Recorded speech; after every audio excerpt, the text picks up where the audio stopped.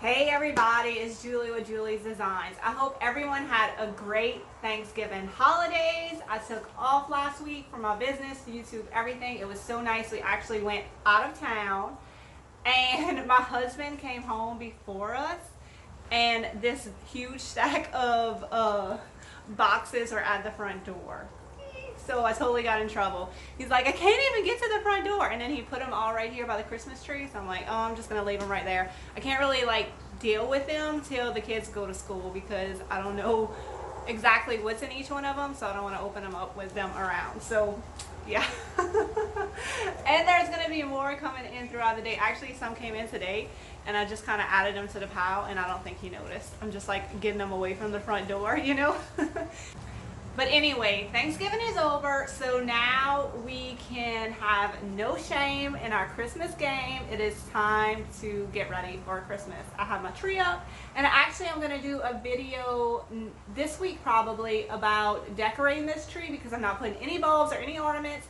With the baby, I just know it's going to be a nightmare. So we're going to do a cute little kid-friendly tree. But anyway, this is a thrift to treasure video that I do every single Monday, and I take 4 items and redo them into something that is more my style, which is like farmhouse, primitive, country, I don't know, just whatever I like.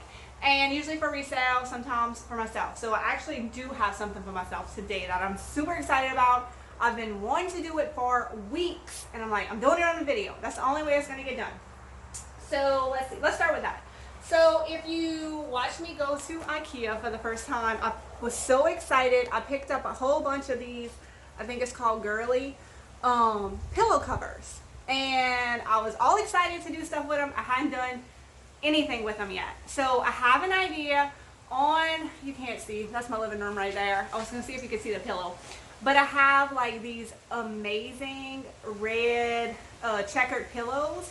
So I don't want to add any more red. Like that's the only Christmas I want on my sofa. But I want to add some more Christmas pillows, but they need to be monochromatic because I don't want the reds to clash. So I have an idea for this thing using mops from the Dollar Tree. I absolutely love them. Like the fabric or the yarn that comes on it is so pretty. I use them to make gnomes. I've used them to make bunny tails, all kind of stuff. I love them. So I want to add this to like those to this pillow cover, and I have an idea and we'll see if it works out. I haven't even been to the Dollar Tree yet, so I'm hoping they actually have them. If not, we'll have a plan B. We'll figure it out. Okay, and then oh y'all, I get so excited when I find an amazing print, like painting at the thrift store. How beautiful is this? And I've really tried to find a spot for it in my house because I love it so much, but it's just not working out. So now I feel like it could be year round, and I'm going to make it where it looks year round, but I also think it is perfect for Christmas. So I want to get this done and get this sold. I have this frame that I think I'm gonna put it in. This was also like from a garage sale. I think I paid $1 for it. Somebody handmade it, but of course, like it's too big for this, and I don't want to put glass over this. I still want it to look like a painting. So we'll figure this out, and I think it's going to be absolutely gorgeous. It's going to be hard not to keep this. It's going to be so pretty. And then, okay, I have these the little vegetable steamers. Somebody told me to make a little tree out of it. I'm like, oh yeah, I could do that. So I took one apart. Y'all, it's been sitting outside for 2 months. I've been waiting for it to rust. It's not rusting. So, I mean, you could do it like this, but it's a little shiny for me. Like, I want it to be rusty. So we're going to stick it in some toilet bowl cleaner overnight, and we'll see what happens. Hopefully, it rusts because I got to get done with this video. If not, we'll go with the shiny. And I have these little rocking chairs that I ordered last year because somebody wanted me to make a sign for them, and then they changed their mind. So they've been sitting all year. This is a sign I've been asked to make a few times, but no one's actually pulled the trigger on it. So I know it's something that's going to sell, but I don't want it to be a sign. I want it to be like a freestanding piece that you could put on a shelf or a dresser or whatever in your holiday decor.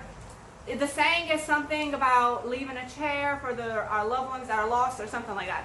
I don't remember. So I'll definitely course be looking that up before I make the sign. But yeah, I want to use up these rocking chairs, and I feel like that's going to be a sign that will sell. So I'm going to go ahead. I have 6 of these. I'm going to make those, and yes, I think that will be good.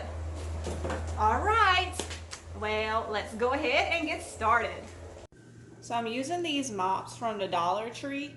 Now, last time they were much more like textured and different colors, but this is the only one they had, so this is the one we're going with. It's a little bit whiter than I want, but I think it's going to work because I really want to bring some white into my decor. So all you do is you pull them off. I do 5 of them. So then you're going to cut them down into smaller little sections. And then I took apart one of the strings to make like a thinner string. And then I use that to tie it around. And then you have this cute little poof. I made 15 of these for this project. Okay, next I'm taking my pillow cover from IKEA and I'm just putting some cardboard under it. That way I don't want the hot glue to go through because that would not be good if I glue the pillow covers together. I'm just laying everything out and figuring out where I want it to go. I do want there to be like a stem and a bow at the top. This would be a great place to add color if that's what you wanted. I've been using a lot of drop cloth in my Christmas decor, so I think that's what I'm going to go with because it'll match perfectly with my house. And it's going to give me that kind of monochromatic look that I'm going for with these pillows. And now I'm just going to hot glue everything on. I started with this stem, that way the little poofs could overlap. And then I'm going to start at the top and work my way down. And the last thing I'm going to do is put on the bow. I love the way these turned out. I think they're fun in a little bit of a more muted way. And even if the kids play with these pillows and the poofs start to unravel a little bit, it doesn't matter. It's just going to add to the look of them. I can't wait for the kids to come home and see them. I think they're really going to like them. Now I'm just going to give my tree a little bit of a trim once everything is down, and then it will be ready to go onto my couch. This is not something that I made to resell. This is something that I just made for myself. But hopefully you are inspired by this and can totally make this to resell if you wanted to.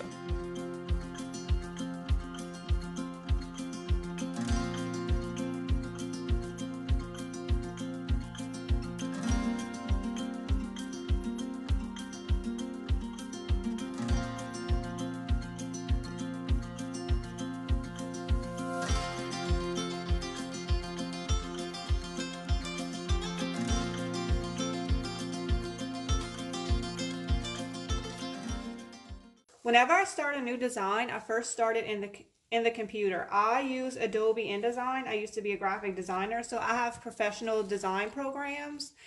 And I already know the sizes of my wood because I always use fencing, and they're 5.5 by 5.5. And when I print out my design, I always write on the paper the size of the wood I need to cut out because I'll keep this and I can use it over and over again. If y'all are interested in this design, I can put it on Teespring as 2 separate sheets. So this sheet will print out on one paper and this will print out on another, and then I tape them together. So that's how I do my designs when they're more than one sheet of paper. So I've already cut out my wood and prepped it. And then you can see it'll fit on here. And then I made a space to be able to put the rocking chair right here when it's all done. But since I need my hands to be very steady and flat, it is going to have a base. But what I'm going to do is I'm going to attach these 2 pieces of wood together, just using a piece of small plywood. And then I'm going to paint it white and put the words on first before I start the rest of the project, because you want to make sure you can lay your hand flat and very steadily do the words. So I've painted this piece and lightly distressed the edges. I don't want this piece to be too distressed. I've put my paper together, my 2 papers together. And I'm just going to use some masking tape to glue it down and keep it in place. To tape it down and keep it in place while I trace the letters onto the wood. I'm using carbon paper for this. Now, some people have said they've had problems with bleed through on white paint when they go with their paint markers to do the next step.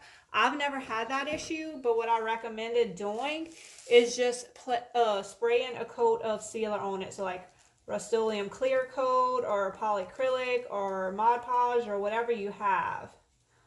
That's what I do on natural wood, but I've never had the issue before on painted wood. Okay, so once you're done, you just take the paper off and you have your little template to work with. So this is going to be something I want to use a fine pen for. I like this painter's pen that you find at Walmart. I do love the Sharpie brand, but I don't find their fine ones work as good. So this is the one that I like to use from Walmart. All right, this is going to take a minute to get through this sign. So this is a sign I've wanted to make for a long time now, and now that I've made it, I never want to make one again. So what I'm going to do is I'm going to sell this sign, and the rest of the chairs I'll just use as ornaments. They will match perfect with my tree whenever I put ornaments up again. Yeah, sometimes you make a sign and you just hate it, and I don't want to make one of these again. I think it was just a lot of wording for me. And small wording. So now that the words are painted on, I can attach it to the base. What I like to do is glue it down and then let the glue kind of sit for maybe 10 minutes or so before I nail it in. Because when the glue is fresh, it tends to move around a lot. And I'm going to come with a napkin, a baby wipe, and clean this extra glue up. The final step to this project is I cut up some of this cypress bark, and I'm just going to put it on top of here to create a little roof. And I also think, I was debating whether or not to glue the chair down, but I think I will. That way it just stays in place, and when you pick it up, it's not falling apart.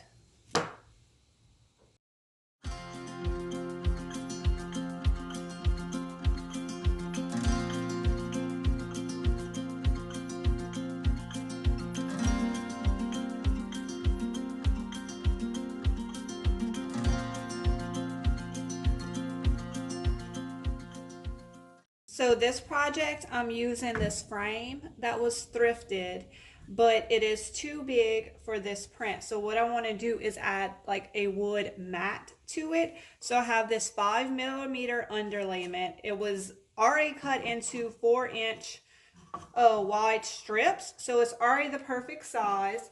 So I have 4 of them right here, and I just need to cut them down to the size I need for this frame.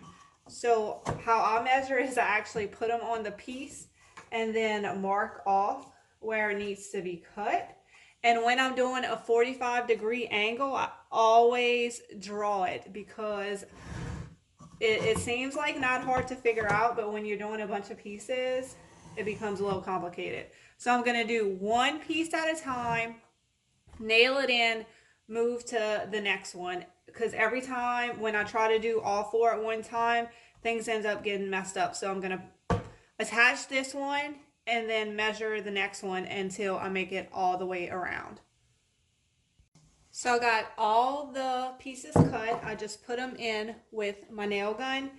And I think for 45-degree angles, I did pretty good. I hate doing these and avoid them at all costs. I just have this one little gap here that I might just fill in. Well, now that I turn it over, looks like they're a little gappy. So I think I'm just gonna go with it because there's gaps here too. What y'all think? Just go with it. What I decided to do is just run some caulk along the back. That way there's still that crack in the front and it looks a little bit rustic, but you won't be able to see through it. So like you won't be seeing the wall or anything through these cracks. They'll be filled in the back. So I'll show you what the front looks like. So that way it's solid. And then once I paint it, it'll look a little bit better as well. That's the thing with doing stuff for the first time. There's always going to be issues. So when I do things that I've done a lot of, it looks easy because I've already worked out all the kinks. But definitely the first time you making something, you're going to have to figure stuff out. So this is the first time I've ever made this. And like I said, I hate doing 45-degree angles. So I knew that was going to be an issue, and I don't always know exactly how it's going to turn out when I start. I just kind of have a general idea of what I want to do, and then it just develops from there. I'm not going to distress this piece because the wood is so rough. Just not distressing it, it already looks rustic enough. And that's as far as I want to go with this one. I think distressing it would just be too much. So now I need to actually add the painting. It's too thin to nail down. So what I'm going to do is I'm going to use my Gorilla Glue clear grip and just glue the edges and let it sit, and that should hold it all together. You could also tape it if you want to do that, but I want it to look neat and clean, so I'm just going to go ahead and glue the edges with the Gorilla Glue clear grip adhesive, and then this piece will be done.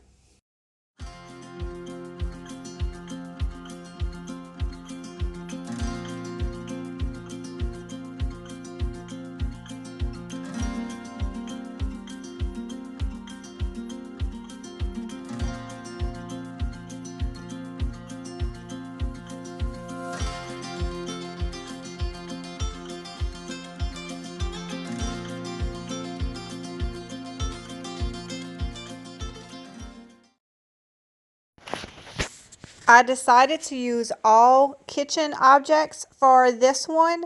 So I'm gonna make, instead of the background being like wood or something like that, I decided to go with a kitchen pan.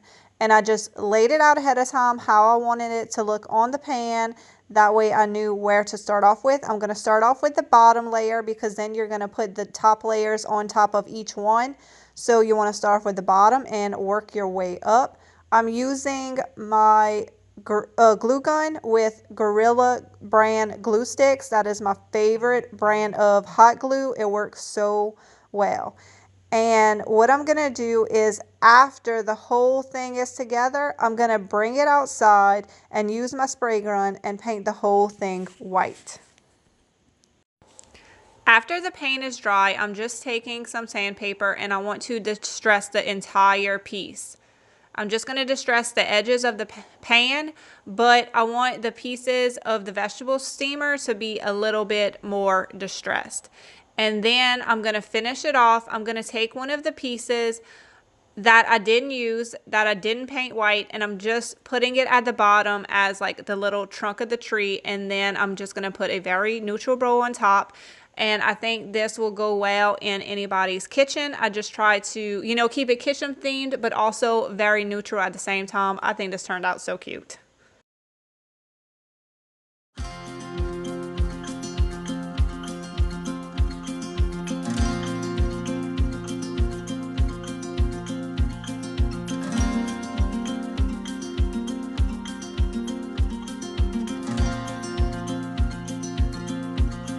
Please leave a comment below and let me know what was your favorite project I worked on today.